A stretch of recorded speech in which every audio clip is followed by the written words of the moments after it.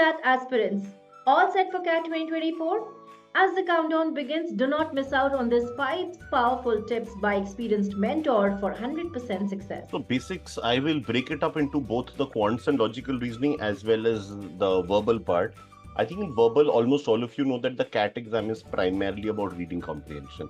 And this is a mistake that people do, is that they practice a lot of reading comprehension, but they do not look at the other parts, for example, vocabulary and grammar. So while I do agree that the actual question paper is full of reading comprehension, but your reading comprehension and your analytical ability within that passage will not be strong if you do not go through, if you do not have sound grammar and vocabulary. So I would say also these are relatively lighter topics. So don't leave out these topics at all. Vocabulary, try to do a couple of words every day, something that is going to help you, and make sure your grammar is solid. So as far as fundamentals are concerned, I think this is what you need to do. In terms of quants, a lot of the questions are very high level. In fact, if you look at last year's paper, I believe last year was an especially tough paper, one of the toughest in the history of CAT. But at the same time, just because last year was tough does not mean this year will be equally tough. It could be easier. Now, this is something many of you might think this is something counterintuitive. But generally what happens is a lot of good students, some of the people who have prepared the best, they often struggle if the paper is very easy. Like this is something that happened early last year when in the CLAT exam for law aspirants, the paper was super easy, especially in some segments. So students who prepared very high, they would often say, what's this? We've prepared such tough stuff, right? So very important that you go through some of the basic stuff like number system and like number system, for example. This is also something that is going to be extremely crucial for you guys. I think among the best things that you can definitely do right now would be to have a proper schedule from morning to evening, and as much as possible follow that. Now, it also depends what is your current situation. Some of you might be working professionals. In fact, a lot of people who appear for CAT, they are working professionals. For working professionals, I would strongly urge, if it's possible for you to take a break from work right now, if your office is liberal enough, or you can at least get a work from home, if your boss is cooperative in that sense. So just try to speak. At the max, they'll say no, right? There can't be anything worse than that. So ideally you should have spoken before Diwali, but because after Diwali everybody will be looking at massive targets. We are working, ma'am and myself, so we know it'll be a very busy period post Diwali. But nonetheless, if you can get a break, that will be great, because along with a hectic job, managing the last 3 weeks may be a little tough. For people who are students, I would extend something similar, is that maybe you could stop going to college on a daily basis. I'm not saying you don't go at all, but try as much as possible to stay at least 5 days a week at home. Maybe twice you can go to your college. So start early in the morning. That is a good time. Start from say 8 o'clock. Take breaks in between. Have your proper lunch and tea, coffee sessions, whatever. But make sure you're putting in a solid minimum 8 hours to 12 hours. 8 hours at least. I would say about 6 hours of self-study, and a couple of hours, do one mock every day. Try to appear in one mock, at least in 2 days. One mock in 2 days, and a deep analysis of that is very important. So that kind of a schedule, I think all of you should be having. I think mocks are extremely important, because I keep saying this, that an exam, whether it is CAT or any other competitive exam anywhere in this country, ultimately it is not just your intellectual ability, not just your ability at the at the topic, but it is also psychological.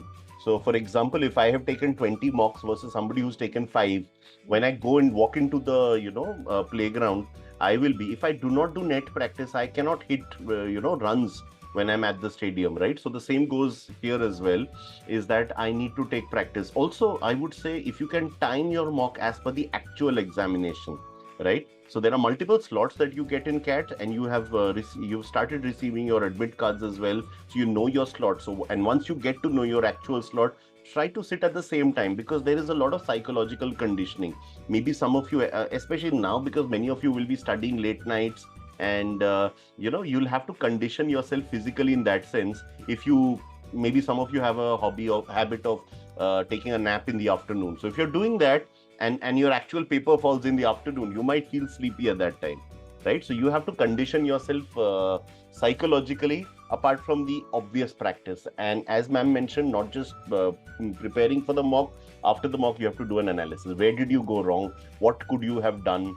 And maybe you appear in the same mock again. I'm not in a mock format, but at least do the same questions. On the day of the paper, if I can say, the time management, one of them I had already addressed about how psychologically you have to condition yourself depending on the time of the actual paper. I think this is something that student must look out for.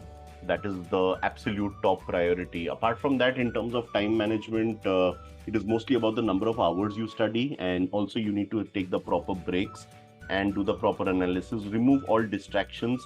Mobile phones and laptops are very important now for study purposes, but as much as possible, what I often do is I mute notifications.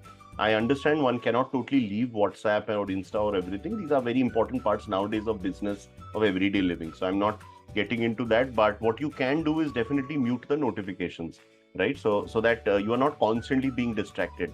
So because whenever, if you remember several years back when WhatsApp first started to be used on laptop, whenever I would open the laptop, I would have WhatsApp open on one of the tabs, and I could see my productivity would come down. Then I realized nowadays I don't open it that much. Of course I do, but not so much. So this is something that you should all look at in terms of time management, right? And time your preparation. So for example, if there's a 40-minute section, so practice for 40 minutes those areas, so that on the real day, on the D-day, you don't miss out. That only 3 weeks or 4 weeks are remaining.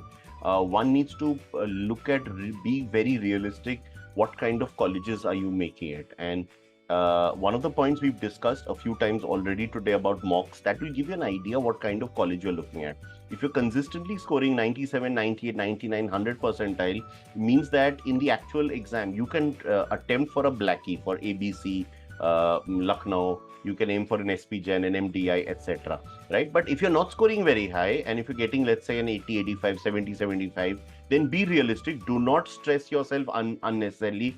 This is not the end of the world. You can always appear in CAT again next year.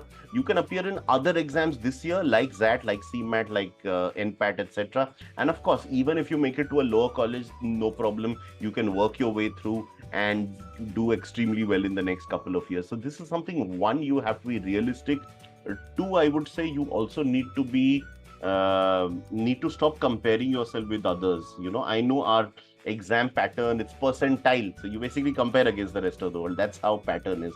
But don't compare in the sense of looking at what the other has and what I don't have. Don't get into that sort of negativity, especially now with the festive season on. Get rid of, what we do during Diwali, we clean our houses, we do a lot of stuff. At the same time, we should also declutter our minds away from all kinds of negativity.